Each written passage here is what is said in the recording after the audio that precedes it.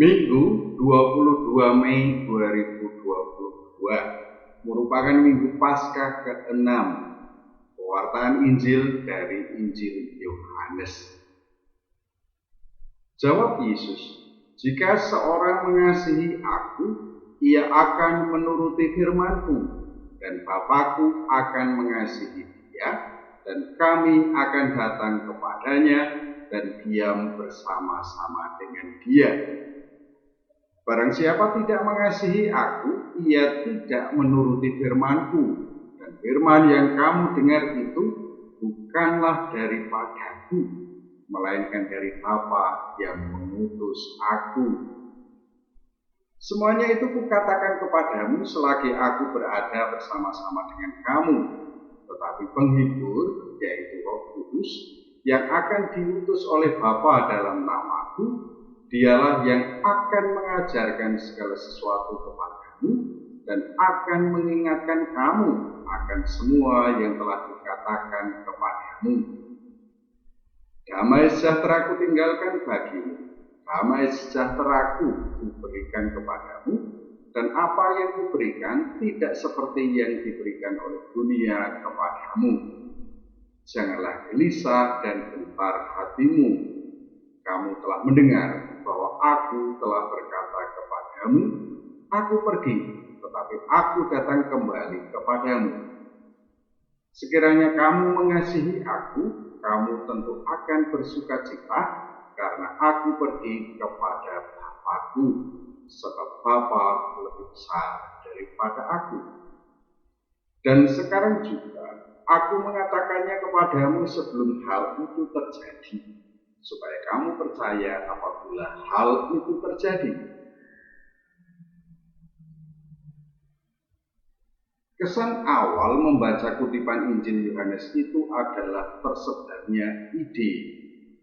Yesus memulai dengan sabda tentang mengasihi dia. Mengasihi dia dihubungkan dengan Bapa.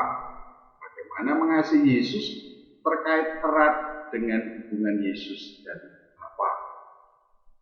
Selanjutnya disusul dengan kedatangan Roh Kudus. Dikatakan sebagai penghibur, Roh Kudus terkait erat dengan Bapa dan Yesus. Roh Kudus yang diutus Bapa dalam nama Yesus itu akan mengajarkan segala sesuatu tentang sabda Yesus. Terakhir kutemukan tentang damai sejahtera yang dianugerahkan Yesus. Anugerah ini terkait dengan kasih kepada Yesus. Lalu disusul dengan kepergian Yesus kepada Bapa. Kepergian ini seharusnya diiringi sukacita oleh para murid. Kesan kuatku, Yesus mengulang kembali wasiatnya kepada para muridnya. Ia akan segera pergi. Kepergiannya dikatakan kembali kepada Bapa yang telah mengutusnya. Namun kali ini Yesus menegaskan kasih para murid terhadapnya. Jika para murid mengasihi Yesus, tentulah segala firman Yesus akan menjadi pegangan hidup. Dalam hal ini, terngiang di benakku akan sabda yang menjadi daging. Sabda Yesus seharusnya mendaging di dalam hidup para muridnya. Dengan demikian, sebagaimana disabdakan Yesus, Bapa dan Yesus akan tinggal di dalam hidup para muridnya. Kasih kepada Yesus telah menyatukan para murid dengan Yesus dan Bapa. Yesus tentulah tahu bahwa kepergian Yesus menimbulkan kegalauan di dalam para muridnya. Oleh karena itu, Yesus menganugerahkan sekaligus damai sejahtera dan Roh Kudus yang oleh Yesus disebut sebagai penghibur. Yesus menyatakan agar para murid jangan gentar hati. Ia menganugerahkan damai sejahtera di dalam hati para muridnya. Roh Kudus memiliki peranan sebagai penuntun yang mengajari dan mengingatkan para murid akan segala sesuatu tentang Yesus. Mengingat semua itu, disabdakan Yesus bahwa para murid seharusnya bersukacita atas kepergian Yesus kepada Bapa. Landasannya dikatakan bahwa Bapa lebih besar daripada Yesus. Aku rasa wasiat Yesus itu lebih pada bagaimana para murid menjalani hidup sesudah ditinggalkan Yesus. Mereka harus melandaskan diri pada kasih kepada Yesus. Kasih kepada Yesus inilah yang menyatukan para murid. Mereka tidak terpisah satu sama lain, tetapi sungguh menyatu dalam kebersamaan oleh karena kasih mereka kepada Yesus. Wasiat Yesus itu pun kiranya diperuntukkan bagi umat beriman sepanjang masa. Kasih kepada Yesus menyatukan umat beriman sepanjang masa di seluruh dunia. Kasih ini pula yang telah menyatukan umat beriman dengan Allah. Menarik aku perhatikan bahwa kesatuan itu pada akhirnya menjadikan umat beriman sebagai bait Allah. Allah tinggal di dalam kehidupan umat beriman. Lebih menarik lagi diperhatikan adalah bahwa sabda yang mendaging dalam kehidupan umat beriman itu sungguh ilahi. Inilah keselamatan yang dianugerahkan oleh Yesus. Umat beriman menjadi tanda kesatuan antara Allah dan umat manusia. Realitas manusiawi menandakan kehadiran ilahi. Realitas manusiawi tidaklah terlepas dari kegalauan batin. Umat beriman pun tidak jarang mengalami tekanan batin yang berat. Bagaimana kehadiran ilahi itu sungguh membawa sukacita bagi umat beriman. Bagaimana damai sejahtera yang dianugerahkan Yesus sungguh tidak hanya dialami, tetapi tetap bertahan di dalam kehidupan umat beriman. Kegentaran para murid itu nyata. Setelah peristiwa penyaliban Yesus, mereka mengalami rasa takut di hadapan orang-orang Yahudi. Keperkasaan Yesus sungguh telah hancur lebur. Mereka harus menanggung konsekuensi sebagai para murid Yesus. Situasi ini tentu diketahui Yesus yang telah bangkit. Yesus bersabda, "Janganlah gelisah dan gentar hatimu." Damai sejahtera telah dianugerahkan Yesus bagi para murid. Kedamaian menunjuk pada situasi batin personal para murid. Tidak ada pertentangan batin lagi. Mereka mengalami ketenangan mendalam. Dan ketenangan itu sungguh berlimpah, meluap, menguasai sendi-sendi hidup para murid. Itulah damai sejahtera yang dianugerahkan Yesus. Damai sejahtera yang dianugerahkan Yesus disabdakan berbeda dengan yang diberikan oleh dunia. Di sini aku berpikir dengan berbagai tawaran kenikmatan duniawi. Aku mengakui bahwa ada kecenderungan dalam diriku untuk berlari dari kegelisahan batin dan menikmati tawaran duniawi. Itu memberikan ketenangan, tetapi sementara waktu. Kenikmatan duniawi menuntut pemenuhan terus-menerus, berbeda dengan damai sejahtera yang dianugerahkan Yesus sekali dan berlimpah. Bagaikan bekal ilahi untuk perjalanan hidup. Kata sejahtera menunjuk pada keberlimpahan, dikaitkan dengan kata damai. Aku memahami sebagai anugerah ketenangan batin mendalam yang berlimpah. Ini telah dianugerahkan oleh Yesus bagi umat beriman. Menilik wasiat Yesus terkait kasih kepadanya, anugerah damai sejahtera itu tentulah mengandaikan ada kesetiaan dari umat beriman. Bagaikan orang yang saling mengasihi, tentu akan saling setia. Demikian pula hubungan umat beriman dengan Yesus. Kesetiaan ini aku yakini sebagai kunci dalam mengalami damai sejahtera dari Yesus. Umat beriman tidak lari kepada kenikmatan duniawi tatkala gentar, galau, atau mengalami tekanan batin yang kuat.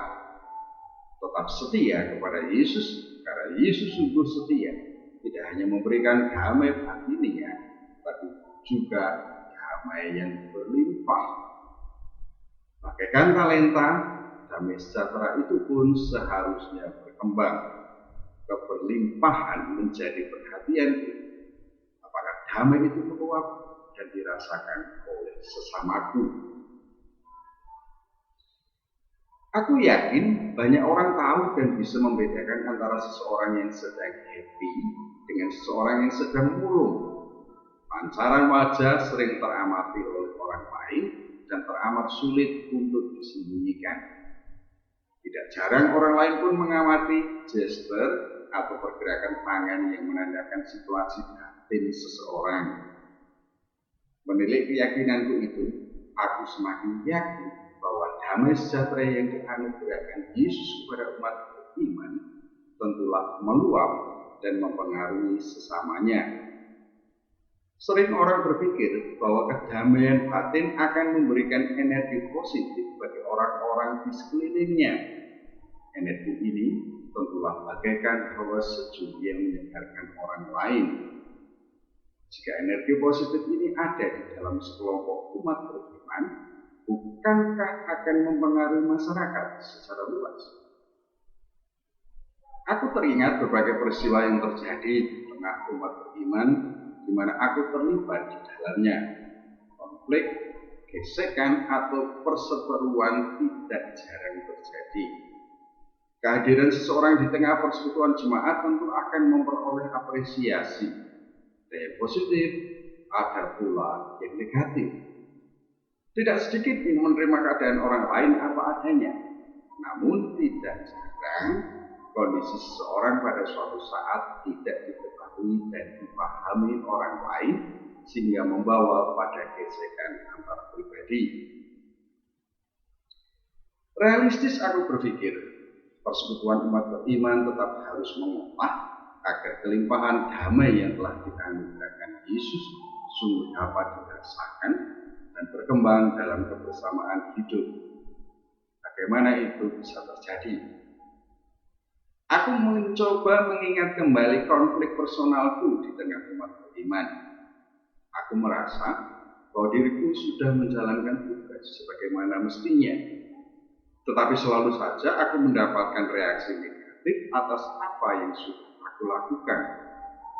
Bagaimanapun, tentang gereja aku tahu dan paham seluk-beluknya, meski tidak seperti para guru besar atau para pujangga gereja. Aku tahu dan paham karena diriku mengalami pendidikan selama belasan tahun di seminari. Aku sadar, akulah yang seharusnya memahami sesamaku dalam persekutuan jemaat. Perhatian utamaku adalah alam pikiran yang ada dan berkembang di tengah persekutuan. Alam pikiran dan atau kebiasaan itu tentulah dapat dicermati dari masyarakat. Bagaimanapun, umat beriman merupakan bagian dari masyarakat. Alam pikiran atau kebiasaan ini haruslah menjadi titik pijak dalam menggali dan mengembangkan damai sejahtera dari Yesus. Salah satu yang masih menjadi perhatianku adalah semat, keramat, dan derajat. Bagaimanapun, kekayaan, kedudukan atau jabatan sosial, dan kesaktian masih tampak menonjol sebagai yang menentukan kehidupan bersama. Perubahan terhadapnya dengan berpegang pada kesamaan derajat di hadapan Allah tidaklah mudah. Aku mendapati ada sebuah aturan bahwa untuk mengikuti perayaan Ekaristi seseorang haruslah mengenakan sepatu yang harganya Rp200.000 hingga Rp300.000. Karena aturan ini, aku tidak pernah mengikuti Ekaristi di gereja tersebut. Inilah ukuran kekayaan yang menentukan seseorang terlibat dalam kemuliaan Tuhan atau tidak. Karena tidak memiliki duit cukup untuk beli sepatu seharga itu, aku tidak dapat terlibat di dalam kemuliaan Tuhan gereja tersebut. Selain semat, keramat, derajat, usia pun menentukan relasi antar pribadi.